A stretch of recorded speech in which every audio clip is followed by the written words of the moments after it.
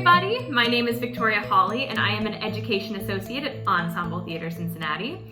This video that you are watching right now is the first in a series that we are calling Play in a Week. At ETC, we do this workshop called Play in a Day, where we write, design, rehearse, and perform a brand new show with our students in one day. It's a lot of work, it's crazy fun, but that's a lot to ask you to do at home right now. So what we're gonna do is we're gonna teach you how to create your very own play in a week. Why bother creating your own play in a week, you may ask? Well, because right now, more than ever, we need ways to stay connected, to have fun, be creative, and be fearless. And what better way to do that than by doing a little storytelling, right? So this first video is going to be all about what you're going to need, the kind of things and people you're going to want to gather up for this process. And then the next couple of videos that we're going to be releasing are about the writing, designing, rehearsing, and performing of your very own play in a week. With each video that we release, we'll also include an activity sheet that can inspire you to have a little bit more fun. Okay guys, so the first thing you're going to want to do is gather up your people. I don't care if you're 5, 55, 105, there's totally a role for you in this process. And yes, that means you, person who does not like to perform or get up in front of people, that's okay. Like I said, there will be a way for you to be creative as well.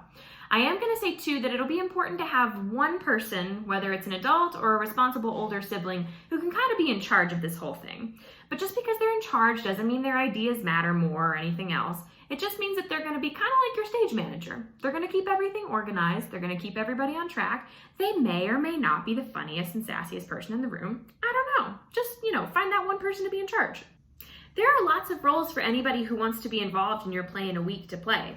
There's actors, the people who perform the thing you're going to create. There's writers, the people who write the thing you're going to create. There's designers who make the thing you're creating look amazing. There's the director, who really might just be the person in charge with a fancy new title.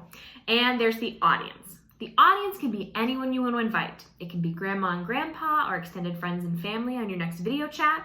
You could post a video of your performance to Facebook or Instagram or YouTube. We at ETC would certainly like to see that. And as for everybody else that wants to be involved, if they want to be an actor, designer, writer, all in one, that's totally fine.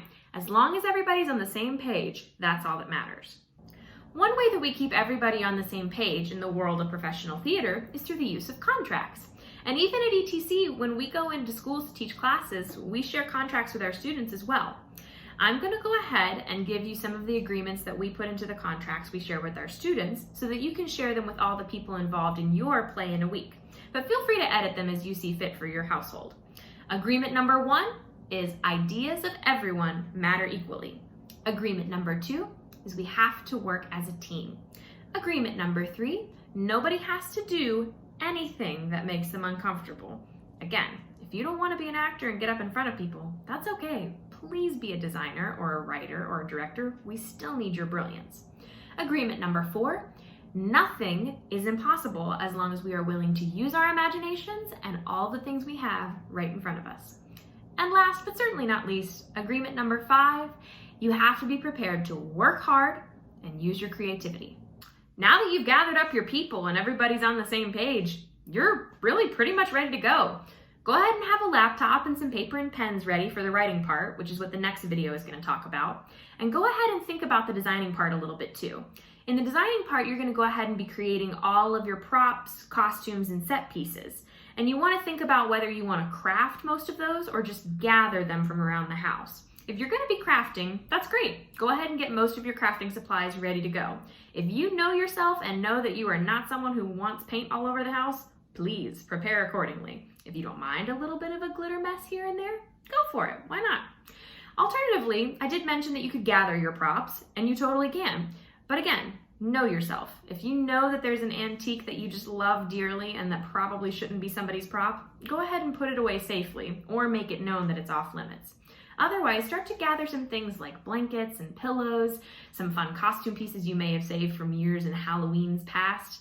Get all that stuff ready to go. I don't know about you guys, but I think now that we've got our people and our plan in place, we are going to be having a great play in a week.